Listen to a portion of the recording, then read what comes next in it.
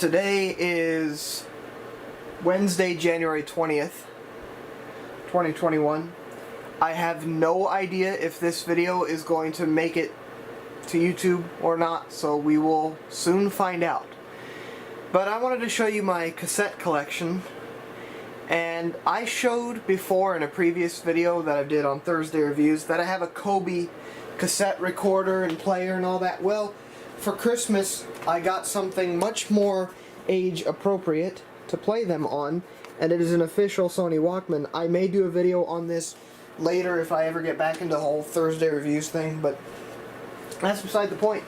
We're just going to go in alphabetical order with the albums I have. I believe I have 10 cassettes now.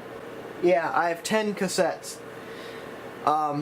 And when I did my update video, episode 69 I think, on the Kobe cassette recorder update video, I had 4 cassettes at the time. And you'll see those and I'll mention what those were. Okay, so this was a Christmas gift. This was found at our local antique shop. It is one of my favorite rock albums ever, if not my favorite rock album ever. It's Boston, their main album. And their debut album. It's got 8 tracks on it, and that's the normal order, because guess what? I also have the CD of Boston, and you can see the order the tracks on there are exactly the same, except that this is not the order of the songs on the cassette. This is. Side 1 does not have the Foreplay Long Time one on there. Instead, it's on the back. It's the very last song, actually. It's very strange. I'm not sure why it's laid out like that. This tape is from 1976. Next, Bruce Springsteen Greatest Hits. Now, the unfortunate news about this cassette is it doesn't work. It doesn't play. It kind of plays, but it's very, very, very, very fluttery. It's just not a great tape, and it just has issues. And it has this really weird sticker on the back that I have no idea what that is for and where this tape came from. But it's in this cool little protective sleeve thing, but it just doesn't play. And it looks fine. And it says 1995, I think, is the year it has on it. So it should be fine, but it's not. I can't really explain why it doesn't work. Okay, this one I already had. Oops, except right way up. This, I believe, is kind of a rarity, because I haven't been able to find this online anywhere. But this is Dire Straits, Brothers in Arms. Oh, by the way, this Bruce Springsteen one has 18 tracks. Somehow they crammed 10 songs, I think 10? Oh, pretty sure 10 songs were crammed onto side 1 and the last 8 onto side 2. It's crazy. This is the Dire Straits, Brothers in Arms cassette. This cassette has had issues before with getting stuck in my old Kobe machine. It started to get kind of wrapped around the gear, but we solved it and it works just fine. It has some wow and flutter issues near the end of side 1, but it actually has these weird little gear things, which I believe are to protect against, because you're not supposed to use magnets or any of that. But this is the most unique tape I have. I believe this was 1985. Because there is nearly 11 minutes of absolutely nothing at the end of side 2, because 4 of the 5 songs on side 1 are extended versions to already existing songs that they have released. You can read the tracks if you want there. This is the same order they appear on the CD and LP and all that.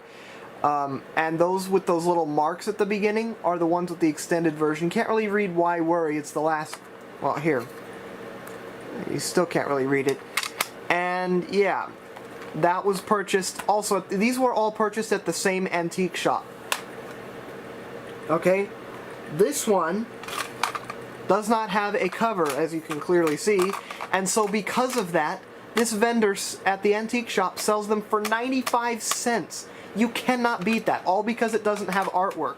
And you see this one was $4.95. Now this one I bought in September. It was I bought 4 cassettes the same day, and this was one of them, and they were the first, you know, pre-recorded cassettes I'd ever bought. It's very strange to start getting into cassettes. This is Eagles' Greatest Hits Volume 2, which we also have had on CD forever. And this is what the album cover looks like. So that's what it should have looked like. And it has the same songs in the same order, with something interesting. After the very last track, it's just the band members just kind of messing around. It's kind of cool. And yeah, it's pretty dirty, and it's been pretty heavily used, but for 95 cents, you can't really complain about that. Okay, and that was also bought that same day. I got the Dire Straits tape, Eagles, and 2 more. This was another Christmas gift. This is Elton John's Greatest Hits. This was his, I believe, his first Greatest Hits, which was, oh, by the way, I think this was 1982. Yeah, 1982. This was either 80 or 81. Oh, good luck reading that. This has a lot of his older hits. Now, his later hits in the 80s, something like I'm Still Standing, and I guess that's why they call it the blues, didn't make it to this album because they hadn't been released yet. And yeah, there's a big old crack down the middle of the case, but the cassette itself survived just fine. And it's got a lot of tracks on it. A lot of his old hits. You can see 1972, 3, 4, 81. Yeah.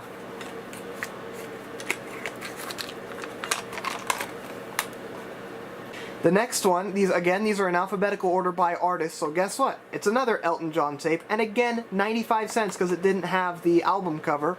It's the Too Low for Zero album. Now, remember how I just said that this doesn't have the I'm Still Standing, and I guess that's why they call it the blues? Well, guess what? Both of those songs are on here. Let me get the tape out of there. This tape's actually in pretty good condition. But anyway, those, where are they, are on here. Seriously, that song title fills up the whole line there. And that's side 1 and side 2. Much shorter because the songs are all like 1 or 2 word titles. Okay. And this one I also bought as one of my first 4 cassettes, and this was the last one that I bought that same day. So the first 4 were Dire Straits, Eagles' Greatest Hits, Elton John, Too Low for Zero, and this. This is the oldest cassette I have, and that's still true. The Monkees' Greatest Hits. This one's from 1972, and you can barely read those on the bottom. Those are the tracks on here. Might be easier to read. Oh, wait. Yeah, that's that. Now, when I first got this tape, it played fine, but more recently, it's gotten very fluttery, especially near the end of side 1 and the beginning part of side 2. I think this tape is just pretty worn out and doesn't enjoy being played anymore.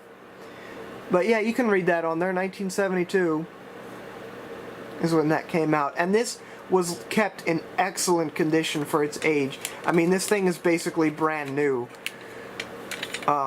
There's nothing wrong with it other than that it just doesn't play very well anymore due to age. So, what did I naturally go out and do? I found this, another Monkees tape. But this, and it's their greatest hits, and it's got a few more songs on it. It's really hard to read. But if you can read that down there, 1995. This tape is flawless. There is absolutely nothing wrong with it. It's like brand new. It's crazy. And it's got a lot of songs on it, pretty much the same that were on here. Good stuff. Okay. This was one of my most recent purchases. It was a couple weekends ago, at least at the time of recording this. The Police, Synchronicity. You can't really see it. These were $3. I should probably remove these stickers without ripping them. There's one. Isn't this exciting? You get to watch me remove stickers. This one's not gonna behave.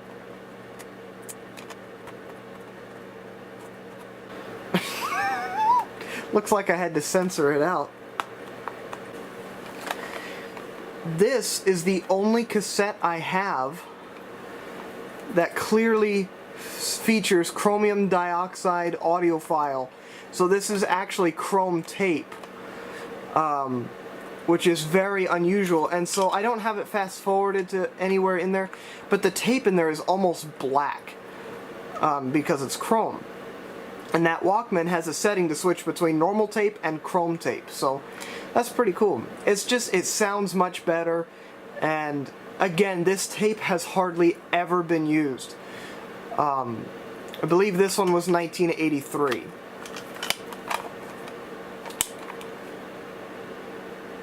And this has some of their huge hits that are still popular today. And their biggest of hits are those three on side 2, which is unusual for cassettes. Usually their big hits are on side 1. And here's the last one. It was also a bargain for 95 cents because it doesn't have the album cover.